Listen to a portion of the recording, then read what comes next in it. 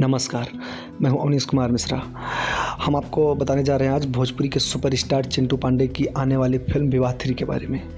विवाह 3 फिल्म बहुत ही जल्द आएगी आप लोगों के बीच में। इसका ट्रेलर रिलीज़ किया जाएगा। इस फिल्म की शूटिंग इन दिनों चल रही है। आपको बता दें कि इस फिल्म में चिंटू पांडे जी के साथ भोजपुरी की सबसे फेमस एक्ट्रेस आम्रपाली दुबे होंगी। जैसा कि आपको पता ही होगा कि विवाह 1, विवाह 2 और अब विवाह 3 की बारी है। दोनों फिल्मों ने काफ़ी अच्छा काम किया है, सिनेमा हॉल में काफ़ी अच्छा दाम कमाया है और यूट्यूब पर भी लॉन्च होकर काफ़ी अच्छी इनकम की है इस फिल्म में।